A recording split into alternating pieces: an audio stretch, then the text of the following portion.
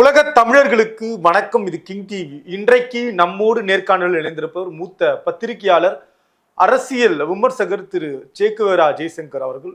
Sir வணக்கம். வணக்கம். அரசியல் விமர்சகராக பார்த்தவங்கள சக்தி திருமகன் திரைப்படம் மூலமா நாங்க ஒரு ஸ்கிரீன்ல ஒரு கதாபாத்திரமாக பார்த்தோம் சார். இது வந்து கதையாகவும் தாண்டி இந்த கதாபாத்திர தேர்வு, கதை மீது இருக்கக்கூடிய விமர்சனத்தை நீங்க எப்படி சார் பாக்குறீங்க? இல்லை, எது பொதுவாகவே வந்து ஒரு படம் வரும்போது சார், குறிப்பிட்ட ஒரு சதவீதத்தினர் அல்லது குறிப்பிட்ட சில குழுவினர் அல்லது குறிப்பிட்ட சில நபர்கள் எதிர்மறை விமர்சனம் பண்ணுவாங்க. ஆனால் இந்த படத்துக்கு வந்து பார்த்தீங்கன்னா 100% வந்து பார்த்தீங்கன்னா எல்லாருமே வந்து பாசிட்டிவாக விமர்சனம் பண்ணுறாங்க. படம் நல்லா இருக்கு, படம் நல்லா இருக்கு. இப்போ நீங்கள் சொன்ன மாதிரி எனக்கு வந்து முதல்ல ஒரு லைனில் சொல்லிடுறேன். ரொம்ப ஆழமாக ரொம்ப டீப்பாக என்னை பற்றி சொல்லக்கூடாதுன்னு நான் நினைக்கிறேன். முதல்ல ஒரு சொல்லிடுறேன். நான் 14 வயசில் பிரிண்ட் மீடியாவுக்கு வந்தேன். 14 வயசில் 10th முடிச்சுட்டு பிரிண்ட் மீடியா தான் முதல்ல நான் கால் வச்சது. அதுக்கப்புறம் வந்து குடும்ப சூழல் எல்லாம் வந்து கருதி கிட்டத்தட்ட வந்து ஒரு 21 வயசில் வந்து நான் ரயில்வேக்கு வேலைக்கு போயிட்டேன். ரயில்வேல வந்து ஒரு 17 வருஷம் வந்து நான் சர்வீஸ் பண்ணேன். ஆனால் அந்த சர்வீஸில் வந்து கிட்டத்தட்ட ஒரு 5-6 சார்ஜ் ஷீட் நான் வாங்கினேன். எல்லாமே என்னன்னு கேட்டிங்கன்னா, கரப்ஷனுக்கு அகென்ஸ்டாக பேசி, தொழிற்சங்க நடவடிக்கையில் ஈடுபட்டு, பத்திரிகை நடத்தி, பத்திரிகையில் வந்து அதிகாரிகள் வந்து ரயில்வே அமைச்சர்லேருந்து எல்லாரையும் வந்து எழுதி, வட இந்தியாவிலேருந்து இங்கே ரயில்வேல கொண்டு வந்து ஆட்களை வந்து இறக்குமதி பண்ணுறாங்கன்னு சொல்லிட்டு 2010 நான் எழுதி, இப்படி நிறைய விஷயங்கள் சம்பவங்கள்லாம் பண்ணதுனால இவன் வந்து முதல்ல வந்து removed from service, சஸ்பென்ஷனு, removed from service, ஒரு கட்டத்தில் கேட்டிங்கன்னா தொல்லை தாங்க முடியாமல் டிஸ்மிசல் ஃப்ரம் சர்வீஸே கொடுத்தாங்க. அதுக்கு சார்ஜ் வந்து பார்த்திங்கன்னா ஒரு 4 சார்ஜ் வச்சாங்க. அதில் 4 சார்ஜ், ஒரு சார்ஜ் பத்திரிகை நடத்தினேன் அப்படின்னு சொல்லியே வச்சாங்க. கான்ட்ராக்ட் ரூல் படி பத்திரிகை நடத்தக்கூடாது, ஒரு பத்திரிகை நடத்தினாருன்னு சொல்லி அது ஒரு காரணமாக காட்டினாங்க. எம்ப்ளாயீஸோட டெத்து வந்து இவர் ரொம்ப டெப்த்தாக இறங்கி அவருடைய காரணங்களை வந்து தோண்டி எடுத்து இவர் வந்து சங்கடத்தை ஏற்படுத்தினார். இப்படின்னு பல குற்றச்சாட்டுகள் வந்து சொன்னாங்க. சொல்லி தான் என்னை டிஸ்மிசல் சர்வீஸ் பண்ணாங்க. அதுக்கப்புறம் நான் மீண்டும் வந்து நான் சில விலகி அதுலேருந்து வந்த பிறகு நீதிமன்றத்தில் வழக்கை தொடுத்துட்டு நான் வந்து சொன்ன பிரிண்ட் மீடியாவிலேருந்து இப்போ டிஜிட்டல் மீடியாவுக்கு நான் வந்துட்டேன். இந்த சூழ்நிலையில் இந்த படத்தில் வந்து வாய்ப்பு எப்படி வருதுன்னு கேட்டிங்கன்னா, ஒரு குறிப்பிட்ட ஒரு சேனலில் வந்து நான் வந்து ரயில் ஒன் மீடியாவில் நான் வந்து பேசுனது ஏதோ பார்த்துட்டு அங்கே சேனலில் நம்பர் வாங்கி அந்த ஒரு அசோசியேட் டைரக்டர் மணிகண்டன்றவர் வந்து என்னை கூப்பிட்டாரு. சார் நீங்கள் படத்தில் நடிப்பீங்க? சரி, நான் நடிக்கிறேன்னு சார் சொன்னேன். நடிக்க தெரியாது சார், ஆனால் நீங்கள் சொன்னால் நான் செய்கிறேன் சார். அதே மாதிரி நேராக போனேன். அவர் வந்து டெஸ்ட் ஷூட் எடுத்தார். அதுக்கப்புறம் வந்து ஒரு வாரத்தில் வந்து ஒரு எம்எல்ஏ ரோல், அதில் வந்து பார்த்திங்கன்னா நேராக வந்து என்னை வந்து விஜய் ஆண்டனியோட நான் அப்பியர் ஆகிறேன். முதல் ஷார்ட்லேயே வந்து பார்த்திங்கன்னா அவரோட தான் வந்து நான் வந்து அவர் எனக்கு லஞ்சம் கொடுக்குற மாதிரி, அந்த லஞ்சம் வாங்குற மாதிரி. ஆனால் நிஜ வாழ்க்கையில் வந்து லஞ்சம் வந்து ஊழலை எதிர்த்து ரயில்வேல வந்து சண்டை போட்டவன் நான். சண்டைனா சாதாரண சண்டை கிடையாது, சம்பவம் தான் எல்லாமே. அப்படி இருக்கும்போது இவங்க வந்து என்ன செஞ்சாங்கன்னா வந்து முதல் காட்சி எனக்கு அந்த லஞ்சம் வாங்குற மாதிரி காட்சி நேர் எதிரான காட்சி தத்ரூபமா நடிச்சீங்க. ஏன்னா அவ்வளவு பார்த்திருப்பீங்க, நம்ம நிறைய எப்படிலாம் லஞ்சம் வாங்க எல்லாம் தெரியுன்றதுனால அந்த காட்சியில வந்து பார்த்தீங்கன்னா எப்படி சூஸ் பண்ணாங்கன்னு தெரியல. எனக்கு லஞ்சம் வாங்குற காட்சியில நான் நடிச்சேன். வந்து போலீஸ்காரன் கிட்ட பேசுற மாதிரி ஒரு ரோல், அவ்வளவுதான். எனக்கு வந்து நான் திட்டமிட்டுலாம் நான் வந்து சினிமாவில் வந்து நடிக்கணுன்ற அந்த ஆசையில வந்து நான் யாரு எங்கேயும் போய் நான் வந்து அலையவும் இல்லை. அதுக்கான எந்த ரிஸ்க்கும் நான் எடுக்கல. அந்த வாய்ப்பு வந்து கொடுத்தாங்க, அந்த வாய்ப்பை நான் வந்து பயன்படுத்திக்கிட்டேன். இதில் நீங்கள் என்ன கேள்வி கேட்டீங்க? இல்லை, படம் விமர்சனமாக்கப்பட்டிருக்கு, அது எப்படி பார்க்குறீங்க? அது வந்து பார்த்தீங்கன்னா இப்போ வந்து சரி, நம்ம வந்து படத்தில் நம்ம கூப்பிட்டோம், சரி யார் வந்து ஹீரோ, யார் தயாரிப்பாளர், இதெல்லாம் பார்க்கும்போது விஜய் ஆண்டனினா ஓரளவு உங்களுக்கு தெரியும்னு நினைக்கிறேன். நான் 2010 வந்து அவர் முதல்ல எனக்கு ஒரு அறிமுகம், சின்ன அறிமுகம் கூட கிடையாது, நான் பேசல அவர் கையில். அவரை நான் பார்த்தது எங்கே கேட்டால் 2010 நம்ம அண்ணா நகர் டவர் பார்க்கில் வந்து அவர் வந்து ஒரு ஆல்பம் CD வச்சுட்டு நின்றுட்டு இருந்தார், யாருக்கோ வெயிட் பண்ணிட்டு இருக்காரு. நான் வந்தேன், நானும் என் ஃப்ரெண்டும் வந்தோம்.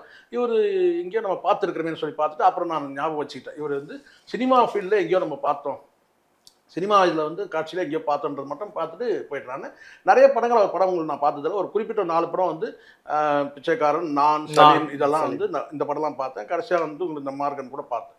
ஒரு 5-6 படம் தான் நான் ஒரு படமே நான் பார்த்துருப்பேன். 25 படத்தில் ஒரு 5 படத்தில் நான் வந்து அவரை பார்த்துருக்கேன். தியேட்டரில் போய் பார்த்ததுன்னா அவ்வளோதான். சரி. மற்றபடி உங்களுக்கு தெரியும், டிவியில் வந்து நிறைய தடவை நம்ம பார்த்துருக்குறோம், படங்கள் பார்த்துருக்குறோம், ஓடிடியில் நிறைய பார்த்துருக்கோம். எனக்கு வந்து என்னென்னா, விஜய் ஆண்டனி சார் படத்தில் நம்ம நடிக்கிறோம், நல்ல மனிதர் படத்தில் நடிக்கிறோம். அதுக்கப்புறம் அங்கே படத்தில் போய் ஷூட்டிங் ஸ்பாட்டை பார்க்கும்போது பார்த்தீங்கன்னா நல்ல மனிதராகவும் இருந்தார் இயக்குனர்.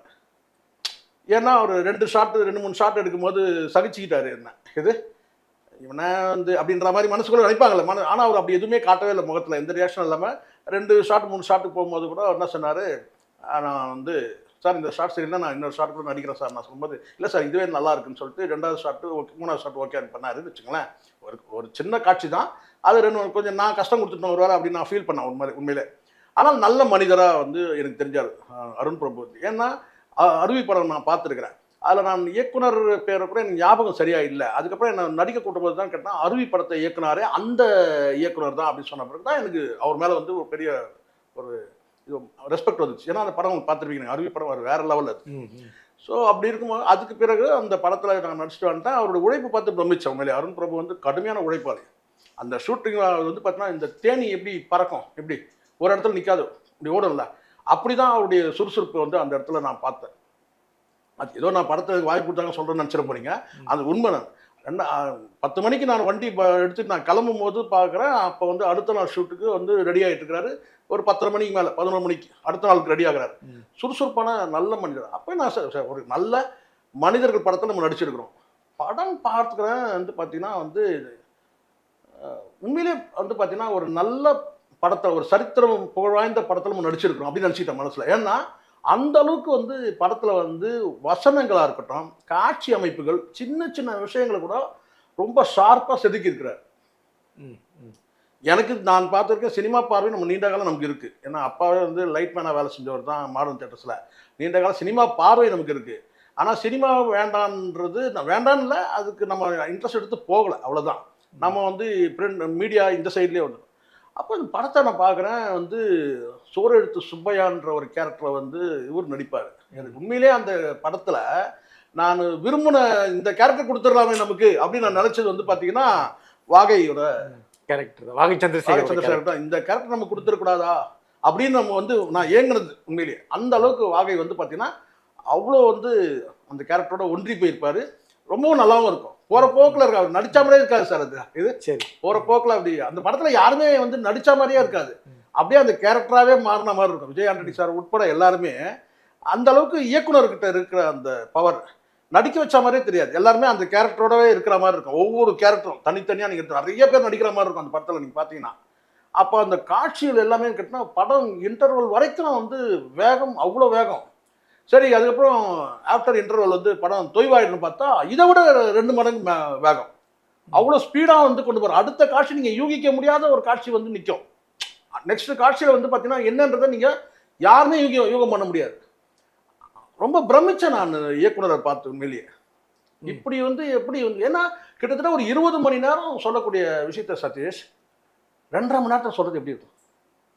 20 மணி நேரம் சொல்லணும், இல்லை ஒரு 10 மணி நேரமாவது சொல்லணும். அதை 2.5 மணி நேரத்தில் சொல்கிறது எவ்வளோ கஷ்டம். அதை சொல்லி புரிய வைக்கிறதுன்றது மக்களுக்கு புரியும். நல்ல மக்களுக்கு சொல்லிட்டு போயிடலாம். சில பேர் வந்து பார்த்தா இன்னத்துக்கு இந்த காட்சி வச்சிருக்காங்களே தெரியலப்பா அப்படின்னு நம்ம சொல்லுவாங்கல்ல, அந்த மாதிரி அவ்வளோ வேகமாக படம் நகர்த்துறாரு. ஸோ நீங்கள் கேட்டதுக்கு ரிவ்யூ வந்து அதனால தான் எல்லாமே பாசிட்டிவ் ரிவ்யூ கொடுத்தது கேட்டால் 100% வந்து பாசிட்டிவ் ரிவ்யூ எல்லாருமே வந்து பாசிட்டிவாக கொடுத்துருக்குறாங்க. நீங்கள் இருக்கனால நெகட்டிவாக பேச முடியாதுன்றது அப்படிலாம் கிடையாது. அது ஒரு சில பேர் சொல்கிறாங்க. இந்த பீலா பிஸ்மின்னு ஒருத்தர் இருக்கான்ல, அவனை சொல்கிறான்னு கேட்டிங்கன்னா வந்து இந்த வடிவேல் சமாச்சாரம் இருக்குல்ல, வடிவேல் கிளப்பி விட்டா அந்த புயல் இருக்குல்ல, வைகை புயல் வந்து பார்த்தீங்கன்னா இங்கே சினிமாவில் ஒரு புயலை கிளப்பி விட்டாரு. என்னென்னா இந்த யூடியூபர்ஸ் எல்லாம் வந்து ஒரு 10 பேர் வந்து சினிமாவை நாசமாக்குறாங்க. ஆமாம், ரொம்ப வருத்தப்பட்டார். அது வருத்தப்பட்டார். கலைஞனா வருத்தப்படுற நியாயம் தானே சார். அது வந்து நான் மறுக்க முடியல, மறுக்க முடியாது. உண்மை. ஏன் தெரியுமா, சில பேர் அது உண்மை. அது இப்போ இந்த கோல்டு காயின் கும்பலாக இருக்கட்டும், உங்களுக்கு தெரியும் நினைக்கிறேன், இந்த 3 பேராக இருக்கட்டும், இன்னும் சில பேர் வந்து நானே பார்த்துருக்கேன். எனக்கு ஏன்னா இந்த ஃபீல்டில் இருக்கிறதுனால எனக்கு தெரியும். என்னன்னு கேட்டிங்கன்னா அங்கே படம் ஓடிக்கிட்டே இருக்கும், வந்து பார்த்தீங்கன்னா இங்கே ரிவ்யூ ஓடிக்கிட்டே இருக்கும். கையில் செல்ல பார்க்கணுன்னு கேட்டால் படம் வந்து அப்போ தான் உலகம் முழுவதும் அப்போ தான் ரிலீஸ் ஆகுது. படம் 9 மணிக்கு ரிலீஸ் ஆகுது ஃபர்ஸ்ட் ஷோ. நான் படம் பார்த்துருக்குறேன் 9:45 வந்து உட்காந்து ரிவ்யூ ஓடிட்டு இருக்குது. எப்படி? இல்லை, இது தவறு சார். இது நான் மறுபடியும் கேட்குறேன். இல்லை அது என்னன்னா 2 விஷயம் இருக்கணும். அவதூறு பேசுறவங்களையும் அவர் வந்து சொல்றாரு, அவதூறு பேசுறவங்க சொல்றாரு, இவங்க ஆப்பு வைக்கணும்னு சொல்றாரு. நான் என்ன சொல்றேன்னு கேட்டீங்கன்னா இந்த வடிவேல் கூட கொஞ்சம் ஆம்பளையா செயல் பண்ணும். அதுதான் ஆம்பளையா செயல் பண்ணும். வடிவேல் வந்து பாத்தீங்கன்னா இதுக்கு முன்னாடி எப்படி செயல்படாருல, இந்த மாதிரி விஷயம் பேசும்போது ஒரு ஆம்பளைன்றதை நிரூபிக்கணும். 10 பேர் யூடியூபர்னா யாரா? 10 பேர்னா யூடியூபர்னா யார்? யாராவது சொல்லணும்ல, கட்டாயமா சொல்லணும். இவெல்லாம் சொல்லணும். இவங்களா பிரச்சனைக்குரியவங்க 10 பேர் முன்னால முடியும்னா 5 பேர் சொல்லு. இந்த 5 பேர் அதை பார்த்து விழிப்புணர்வாங்க. அது சொல்லு. அது 10 பேர் யூடியூபர்னு சொல்றது கேட்டா, நீ சொல்றதுல உண்மையும் இருக்கு. வடிவேல் சொல்றதுல வந்து சினிமாவை நாசமாக்குறாங்கன்னு சொல்றது அது ஒண்ணு இருக்கு. ஏன்னா சில பேர் வந்து காசு வந்து வரலன்னு வந்தா ஒரு பேச்சு பேசுறான், காசு வரலன்னா ஒரு பேச்சு பேசுறான். படமே ரிலீஸ் ஆகல, அதுக்கு முன்னாடி விமர்சனம் பேசுறான். இதுவும் நடக்குது. அதை தாண்டி அவதூறுன்னு சொல்லும் போது வந்து பாத்தீங்கன்னா சில நேரங்கள்ல வந்து சில யூடியூபர்கள், அது நானா கூட இருக்கலாம், என்னைய கூட சேர்த்துங்க, சில சம்பவங்கள் நடக்குதுன்னு கேட்டா ஒரு அநீதி இருக்குதுன்னு சொன்னா அதை பேசினாதான்டா நாங்க வந்து பத்திரிகையாளரு, அதை பேசினாதான் பத்திரிகையாளரு. இப்ப உதாரணத்துக்கு இப்படி எடுத்துங்களேன், யாருன்னு வடிவேல் அவர்கள் வெளிப்படையா சொல்ல போய் சார் சொல்லாத போது வடிவேல் மேல தாக்குதல் நடந்துட்டு இருக்கு. நல்லா பாருங்க, சொல்லாது கிடையாது சார். ஒரு தகவல் சொல்றாரு, 10 பேர் யூடியூபர் சினிமாவை நாசமாக்குறாங்க. சரி, அதுல அடிப்படையில உண்மை இருக்கு. ஆனால் அந்த 10 பேர் யாருன்றதை சொல்லணும்ல. யூடியூபர் நீங்க பொதுவாக சொன்னா 300 பேர் இருக்கிறான் சதீஷ், நீங்க கூட யூடியூபர் தான். நான் சொல்றேன், சதீஷை தான் சொன்னாரு. ஒரு நாள் வந்து தமிழா பாண்டியனை உட்கார வச்சு வந்து வடிவேல ரொம்ப தாறுமாறா பேசிட்டு இருந்தாரு அப்படின்னு நான் சொல்லுவேன். சதீஷ் தாங்க அது காரணம். 10 பேர்னா நீங்க யாருன்னு சொல்லணும் சார். இது ஒண்ணு. இது கார் டயர்ல தலையை சிக்கி வச்சாரு. இது ஒண்ணு. என்னதுன்னா அவதூறு பேசுறவங்களுக்கு ஆப் வைக்கணும் அப்படின்ற. ரைட், அவதூறு பேசணும் ஆப் வைக்கணும். இப்ப நான் கேட்கிறேன், ஒரு சினிமாவில் வந்து பர்சனல் விஷயம் அண்ணன் நாசர் உடனே பொங்குறாரு. என்ன சொல்றாருன்னா, ஆமாமா நாங்க கூட ஒரு 4 பேர் மேல கம்ப்ளைண்ட் கொடுத்துருக்கிறோம், வந்து தனிப்பட்ட விஷயங்களை பத்தி பேசக்கூடாது. நான் கேட்கிறேன், நாசர் கிட்ட பேசுறேன், தனிப்பட்ட விஷயங்கள் சொன்னா வடிவேலுடைய மனைவி பிள்ளைகளை பத்தி பேசினா தனிப்பட்ட விஷயம் சொல்லுங்க. வடிவேலு ஒரு நடிகை வந்து பலாத்காரம் பண்றாரு அப்படின்னு ஒரு தகவல் வருதுன்னு வச்சுங்க, உண்மைன்னு சொல்லல, தகவல் வருதுன்னு வச்சுங்க, அவர் வந்து பார்த்தீங்கன்னா அவர் பண்ண வந்து டார்ச்சரில் வந்து பார்த்தீங்கன்னா வந்து அந்த பெண் தற்கொலை பண்ணிக்கிட்டாங்கன்னு வச்சுங்க, ஒரு தகவல் வருதுன்னு வச்சுங்க, அதை யூடியூபர் பேசலாமா வேணாமா? நீங்க சொல்லுங்க சார். அது தனிப்பட்ட விஷயம் கிடையாது சார். நான் நேர்மையா கேட்கிறேன். நான் கேட்கறது அது இல்லை. நீங்க வாய்ப்பு தரணும். நேர்மையா கேட்கிறேன். சொல்லுங்க. நீங்க சொல்றதெல்லாம் வச்சு அவங்க உள்ளு சபாலெல்லாம் இருந்தாங்கன்றது எல்லாருக்கும் அளவுக்கு தெரியும். எனக்கு நான் அதெல்லாம் நான் சொல்லவே இல்லை. நான் சொல்ல வந்தது என்னன்னு கேட்டீங்கன்னா, நடந்ததுன்னு கூட நான் சொல்லவே இல்லை. அதுதான் சொல்ல வரேன். நான் நடந்தது சொல்ல, வடிவேல் அப்படி பண்ணாரு சொல்ல. ஒருவேளை வடிவேல் வந்து ஒரு காமெடி நடிகை, தன் கூட நடிச்ச காமெடி நடிகை வந்து பார்த்தீங்கன்னா வந்து இன்னும் அசிங்கமா வந்து பைல்வான் சொன்ன மாதிரி நான் சொல்ல விரும்பல. நான் அதை வந்து பைல்வான் வந்து சாட்சியாகவே இருந்திருக்கிறாரு அந்த சம்பவத்துக்கு. அந்த பெண்ணை வந்து கதற இவர் வந்து பார்த்தீங்கன்னா வந்து சம்பவம் பண்ணி அவங்க வந்து பார்த்தீங்கன்னா மருத்துவமனையில் கொண்டு போய் சேர்க்கிற அளவுக்கு சம்பவம் பண்ணியிருக்கிறாரு. அந்த அளவுக்கு வந்து ஆண்மையை சோட்டி இருக்கிறாரு வடிவேல்ன்றது சினிமா வட்டாரத்தில் எல்லாருக்கும் தெரியும், அந்த நாசருக்கும் தெரியும். அதை யூடியூபர்கள் பேசலாமா வேணாமா நீங்க சொல்லுங்க, அடுத்து நம்ம போகலாம். இது எப்படி தனிப்பட்ட விவகாரமாகும்? அந்த நாசருடைய மனசாட்சி கேட்கறதான். நல்ல மனிதன் ஒரு மரியாதை இருக்கு, நாசர் மேல இருக்கு. மனசாட்சி தொட்டு பேச சொல்லுங்க. அவரும் வந்து பார்த்தீங்கன்னா ஒரு குடும்பத்தில் தான் இருக்கிறாரு. வடிவேல் வந்து புத்தனோ காந்தியோ கிடையாது. சரி, பாதிக்கப்பட்ட குடும்பமே பேசல, நீங்க ஏன் பேசுறீங்க சார்? அப்படி கேட்கலாம். என்னங்க பாதிக்கப்பட்ட குடும்பமே பேசல. இங்க பாதிக்கப்பட்ட குடும்பங்கள் பேசுனதை விட பத்திரிகையாளர் பேசுனது தான் அதிகம். பத்திரிகையாளருக்கு அது கடமை. தியாகராஜ பாகவதரை நாங்க பேசணும், என்ன பெரிய கொம்பாடா? நான் கேட்கிறேன், தியாகராஜ பாகவதர் பேசணும், நாங்க பேசி வந்து பார்த்தீங்கன்னா உயிர் தியாகம் பண்ணோம் நாங்க பத்திரிகையாளர். நீ என்ன பெரிய அப்பட்டக்கரா? நீ அவ்வளோ அட்டகாசம் பண்ணியிருக்கிற ஒரு அப்பாவி பெண்ணை வந்து பார்த்தீங்கன்னா வந்து மரணத்துக்கு காரணம் சொல்லி வந்து தகவல் ஊர் முழுக்க இருக்கு. நீ இன்னமும் யோகிய மாதிரி வந்து பார்த்தீங்கன்னா வந்து யூடியூபர்கள்லாம் வந்து ஆப்பு வைக்கணும் பேசுற. நீ பேசிடலாமா? சம்பவம் பெருசானா நீதிமன்றம் வரைக்கும் போயிடும். அப்புறம் அங்க மானம் உள்ளவனுங்க வந்து பார்த்தீங்கன்னா வந்து சினிமா வட்டாரத்தில் வந்து பார்த்தீங்கன்னா ஒரு பெரிய கொந்தளிப்பு நடந்திருக்கு கேரளாவில். அதுக்கப்புறம் தான் ஹேமா கமிட்டின்னு ஒன்று வந்தது. அந்த பொண்ணுக்கு அவ்வளோ துணை இருந்தாங்க. யாருக்கு நீங்க நினைச்சீங்களா? பாவனாக்கு வந்து அவ்வளவு சப்போர்ட் இருந்தாங்க அங்க இருக்கிற சினிமா ஃபீல்டுல. அதுக்கப்புறம் முதலமைச்சர் வந்து விசாரணைக்கு அந்த கமிஷன் அவ்வளவு சப்போர்ட் இருந்த அந்த பொண்ணுக்கு.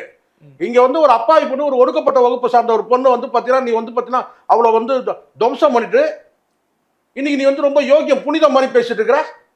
அவதூறு பேசுறாங்க, வெங்காயம் பேசுறாங்க. நான் இப்பவும் சொல்றேன், வடிவேலு பேசுறதுல ஒரு இது உண்மை. சில வந்து யூடியூபர்கள் வந்து எதிர்மறை விமர்சனம் பண்றாங்கன்றது உண்மை. ஆனால் அவதூறு பேசுறாங்கன்னு நீ சொல்லும் போது வந்து பாத்தீங்கன்னா யாரு சொல்லு, என்ன அவதூறு உன்னை பேசுனாங்க, அது உண்மையா இல்லையா? ஒருவேளை சொன்னா நீங்க இந்த மாதிரி பல விஷயத்தை வெளியே எடுத்து விட்டாரு. பல விஷயம் இருக்கிறவங்க தான் சார். இப்ப நான் கேட்கறேன், எல்லாருமே எடுத்து விட்ட முடியுமா சார்? அண்ணன் நாசர் மேல ஏதாவது சொல்ல முடியுமா? நீங்க சொல்லுங்க. செக்ஸ் குற்றச்சாட்டு வந்து அண்ணன் நாசர் வந்து இதை பண்ணாரு அது பண்ணாருன்னு. அவங்களாம் ஒரு குடும்பத்தோட கௌரவமா இருக்கிறாங்க, உண்மையா இருக்கிறாங்க, கட்டின பொண்டாட்டிக்கு. இதான உண்மை. பேச முடியுமா? நீங்க வில்லன் தான் சினிமா நாசர். தனிப்பட்ட வாழ்க்கையில நீங்க சொல்லுங்க. அவர் வந்து இந்த இவங்க வாழ்க்கையை கெடுத்துறாரு, அவங்க வாழ்க்கையை கெடுத்தாரு நீங்க சொல்ல முடியுமா? நீங்க அண்ணன் ராதாரவி சொல்ல முடியுமா?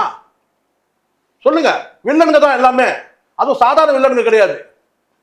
இவர் படத்தை பார்த்தீங்கன்னா, ராதாரவி படத்தை பார்த்தீங்கன்னா, அந்த அமரன் படம் பார்த்தீங்கன்னா தூங்கவே முடியாது.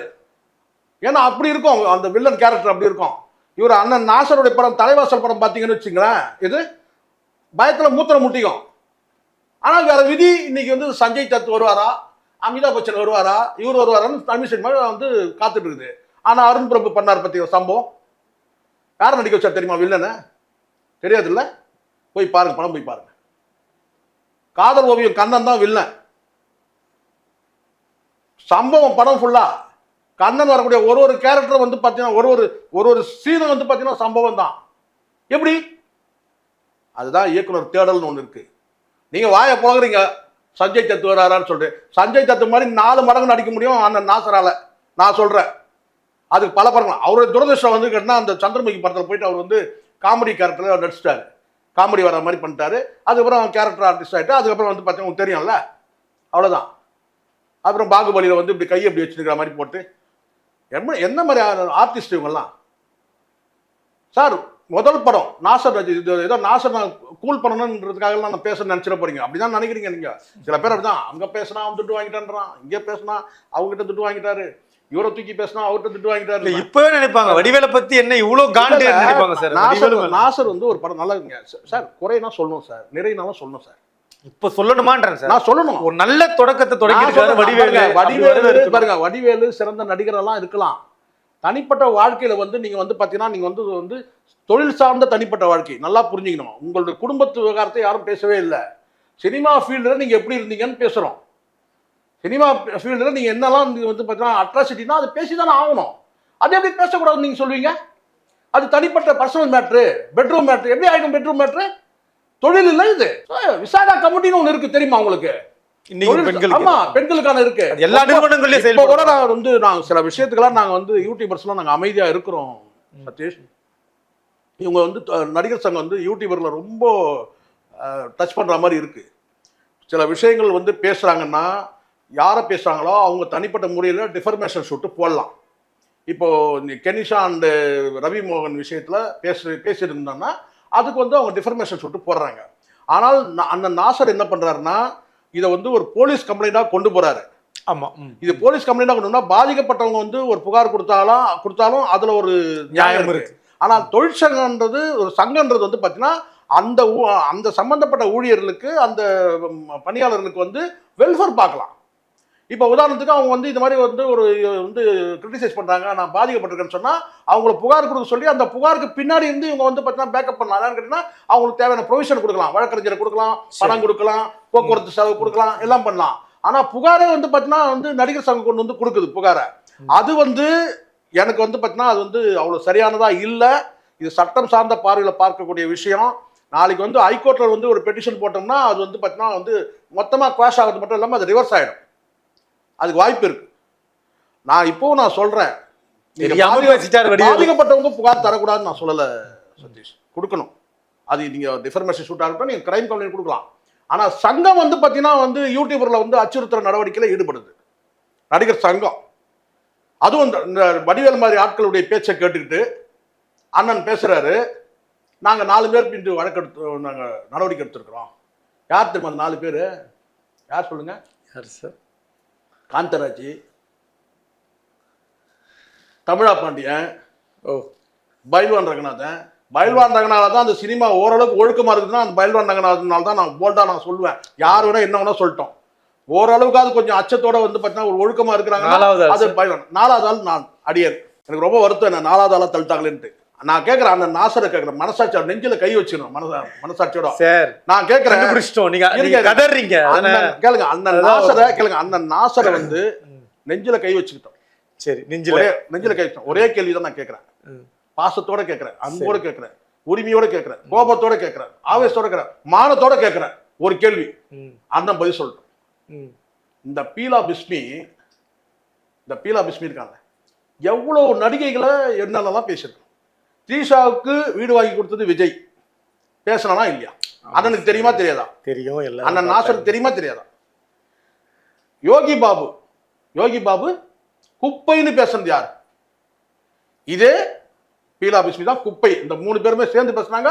அதுல பீலா பிஸ்மி தான் குப்பை குப்பை.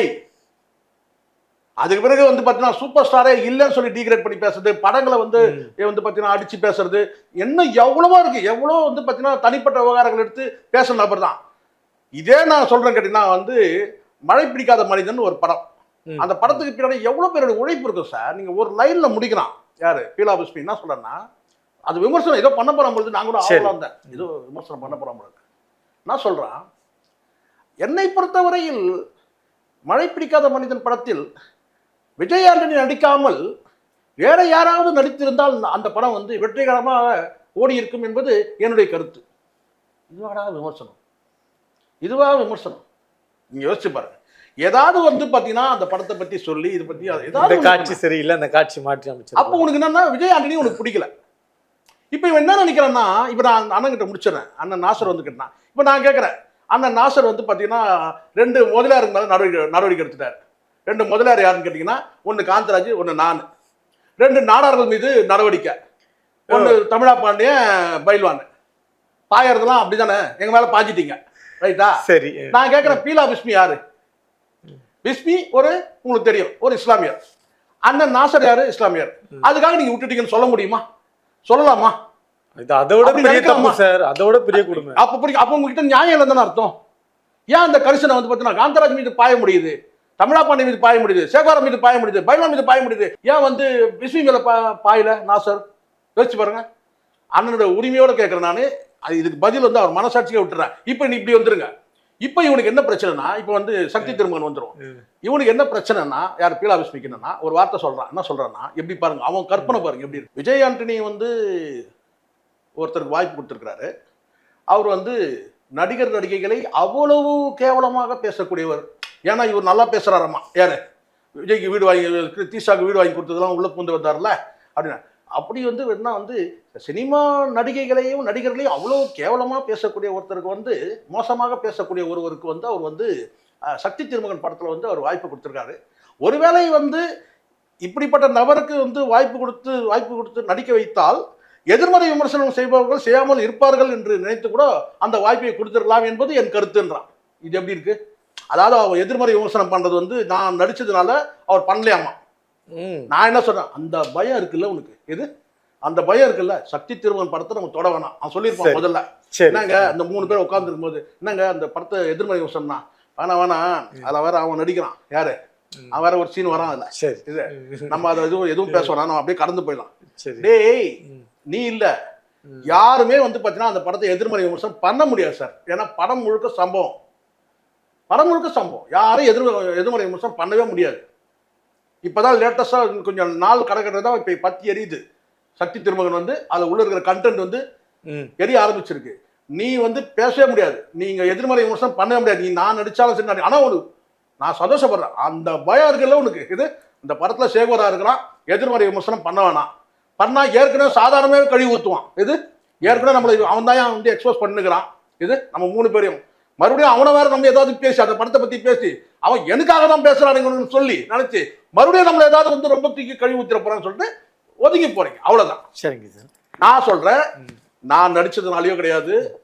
படம் வந்து பாத்தீங்கன்னா கருத்தியல் ரீதியா முதல் வெற்றி, கமர்ஷியலாவும் வெற்றியை நோக்கி நகருது, வேகமா நகருது. படம் மாதிரியே சொல்லுவாங்க, லேட் பிக்கப்னு சொன்னாங்களே, அது நான் ஆரம்பத்தே பிக்கப் பண்ணுறது. இப்போ வந்து பாத்தீங்கன்னா வந்து படம் வந்து 4 நாள் வந்து சுய விமர்சனம் சொல்லுவாங்க.